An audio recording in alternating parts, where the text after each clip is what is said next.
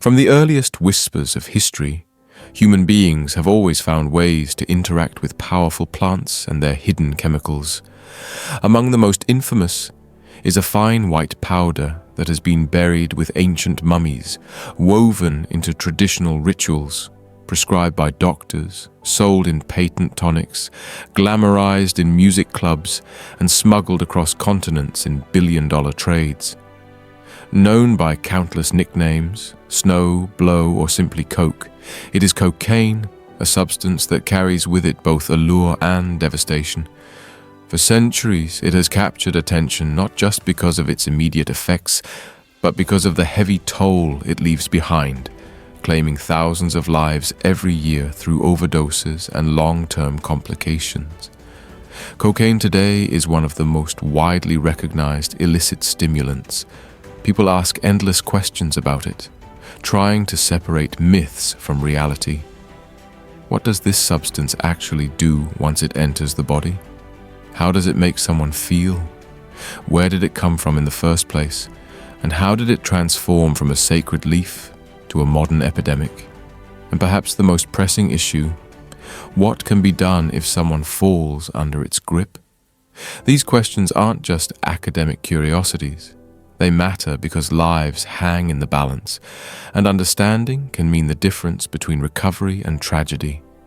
At its chemical core, cocaine is what scientists classify as a tropane alkaloid. It is harvested from the leaves of the coca plant, a shrub native to the rugged slopes of South America. Once drawn out of those green leaves, it is processed into the crystalline salt called cocaine hydrochloride, the familiar white powder that appears on mirrors, dollar bills, and nightclub tables. Chemically, it belongs to the stimulant family, which places it alongside caffeine, nicotine, MDMA, and certain prescribed medications used for attention and focus, such as Ritalin or Adderall. What binds them together is their impact on the nervous system. They accelerate activity, heighten alertness, and charge up the body with bursts of energy. One of the main ways cocaine works is by interfering with dopamine, a neurotransmitter tied to pleasure, motivation, and reward. Under ordinary conditions, dopamine surges when we accomplish meaningful goals, enjoy food, laugh with friends, or listen to a favorite song.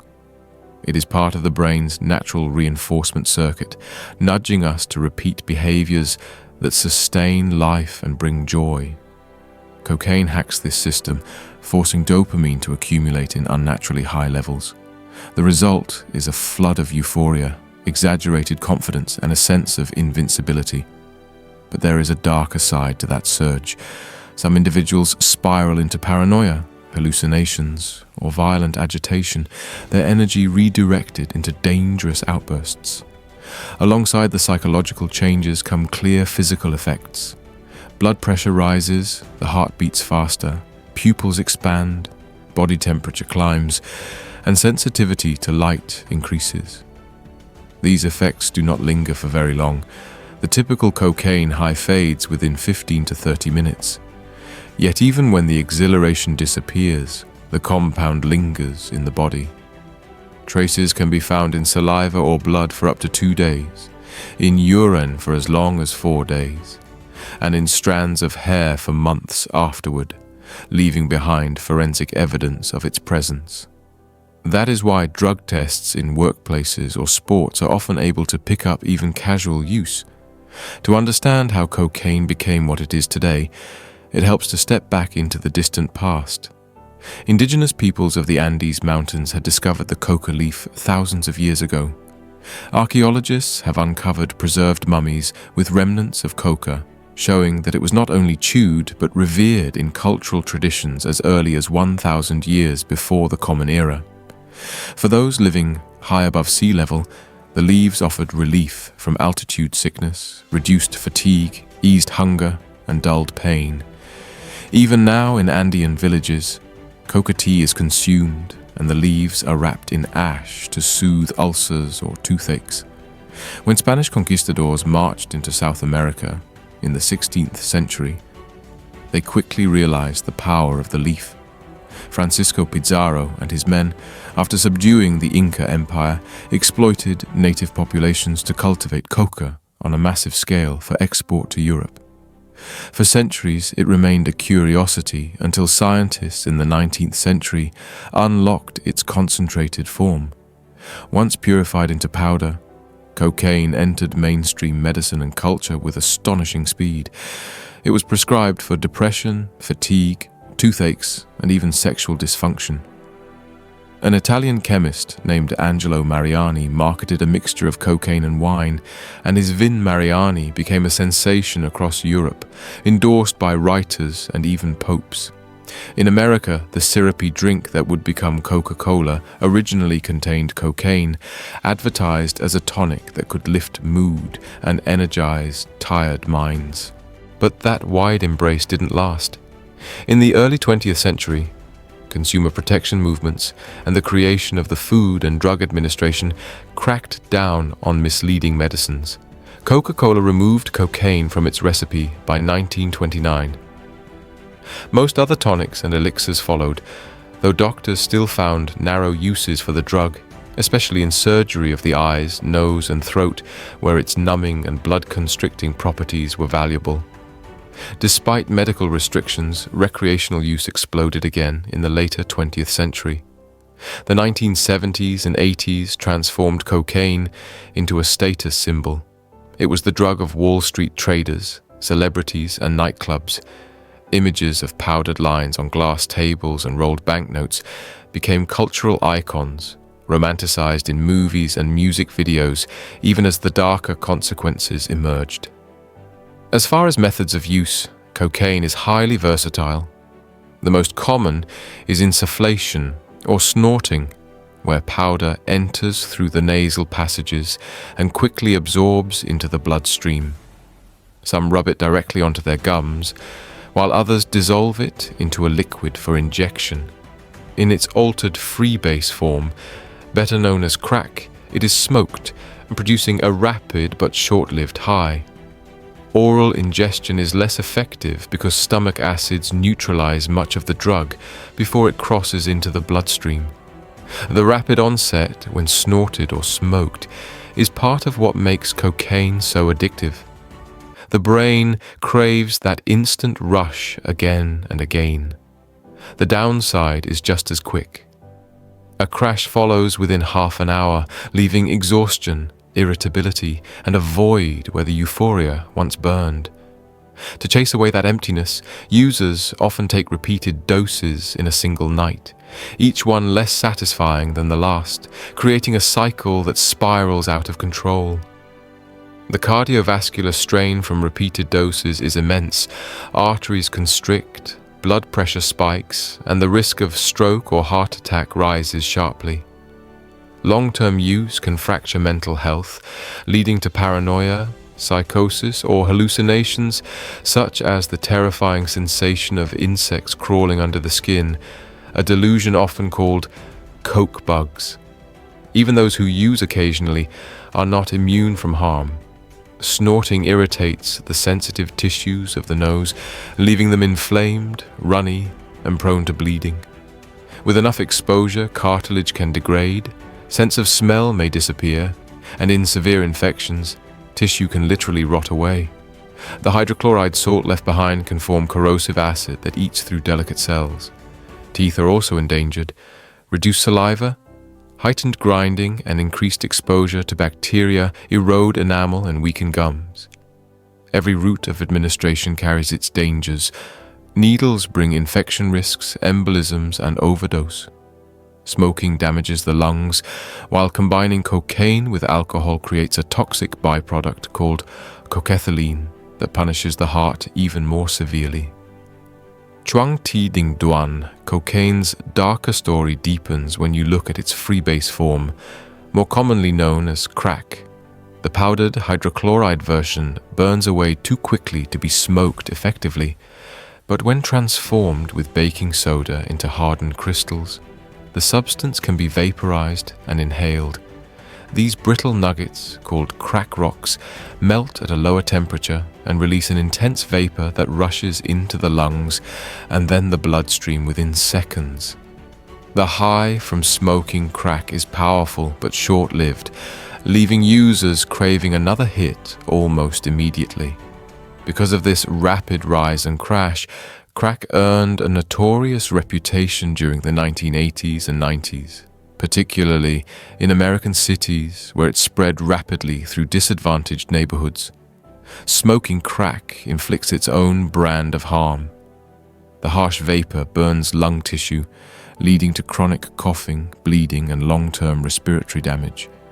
The glass pipes used are usually very small to deliver the drug faster, but they heat up so quickly that smokers frequently scorch their lips and fingers, leaving visible sores. Public awareness campaigns from that era reflect how deeply the fear of crack entered mainstream consciousness. Famous actors, television characters, and even cartoon mascots appeared in stark public service announcements warning about the dangers. Some of these ads exaggerated or even misrepresented the risks, but they demonstrate the cultural panic that grew around the drug. One of the most disturbing aspects of that panic was the concept of the so-called crack baby. In the heat of the moral uproar, activists and politicians argued that mothers who smoked crack during pregnancy were condemning their children to lives of poor health and diminished intelligence. The phrase took root, shaping public perception for decades. Yet careful studies later revealed that the idea was wildly overstated. Compared to the very real harms caused by alcohol or nicotine during pregnancy, the effects of cocaine on infants were far less dramatic. That doesn't mean there were no dangers at all. Miscarriage and premature birth are possible outcomes of cocaine use during pregnancy, but the idea of a lost generation of damaged children turned out to be more about fear, racism, and class prejudice than scientific reality. Another major difference between crack and powder cocaine is cost. Crack is cheaper and easier to distribute in small portions, which made it especially common among lower-income users. Because of its low price, it was often diluted with other substances, sometimes harmless fillers, like sugar or baking soda, but sometimes far more sinister additives. Dealers have been known to cut cocaine with quinine or levamisole, the latter linked to dangerous autoimmune disorders. And in recent years, an even more frightening contaminant has appeared: fentanyl. This synthetic opioid is dozens of times stronger than morphine, and even trace amounts mixed into cocaine can be deadly. In most cases, fentanyl ends up in cocaine by accident, as the drugs are packaged and processed in the same facilities. But intentional or not, the combination is a recipe for sudden overdose. Even without contamination, cocaine carries high risks. Overuse can trigger heart attacks, strokes, seizures, or psychotic breaks. Mixing it with alcohol produces cocaethylene, a compound that not only amplifies euphoria, but also strains the heart to dangerous levels. Combining cocaine with heroin creates a speedball, a deadly cocktail that masks overdose symptoms until it's too late. This mixture has claimed the lives of countless people, including well-known celebrities like John Belushi, River Phoenix, and Philip Seymour Hoffman. What makes it so treacherous is that the stimulant and depressant effects clash, clouding the body's signals of distress and making medical intervention harder. For many users, addiction is the biggest trap. The brain quickly adapts to cocaine's artificial surges of dopamine. Tolerance develops almost from the first exposure, meaning that each subsequent dose feels weaker than the last. To chase the memory of the initial rush, people take more and more, often in quick succession. Soon the cycle of soaring highs and crushing lows takes over daily life. Even those who manage to walk away are not free immediately. Cocaine withdrawal, while not as physically dangerous as withdrawal from substances like alcohol or opioids, is still brutal in its own way. Sleep patterns collapse, fatigue sets in, appetite surges, and reaction times slow. These physical effects may fade within a week, but the psychological aftermath is far more persistent. Depression, anxiety, and a haunting emptiness weigh heavily as the brain struggles to restore balance in its reward circuits. That psychological hole is what often drives relapse. A person may stay clean for days or even months, but the craving returns like a storm, tempting them to seek that false sense of exhilaration again. Because of this, professional support becomes crucial. Group therapy, peer accountability, and strong social networks dramatically improve the chances of lasting recovery. While medication can sometimes ease symptoms, the cornerstone of overcoming cocaine addiction is community, friends, counselors, and fellow survivors who understand the struggle and keep one another grounded. It is sobering to realize how one plant from the Andean mountains has rippled across centuries, shaping cultures and destroying lives. From sacred leaf to medical miracle, from patent tonic to nightclub luxury, from celebrity indulgence to street epidemic, cocaine has worn many faces. Its grip comes not only from chemistry but from its place in human imagination. The promise of instant power, focus and pleasure, always followed by the crash, the cost, and sometimes the coffin. Behind every line, every crystal, every injection is a story that could end in a hospital bed or a prison cell. The lessons are clear. Curiosity can turn into dependence. Glamour can hide decay, and one decision at a party can leave marks on the mind and body that last years. People searching for escape, confidence, or energy may find all three briefly in cocaine, but the price is steep, and it is usually paid in suffering. Understanding the truth of how this drug works and what it does is the first step in resisting its pull. Recovery is possible. Thousands have rebuilt their lives after cocaine. But the danger is always present. It takes just one unlucky session, one reckless mixture, or one contaminated dose for the story to end abruptly.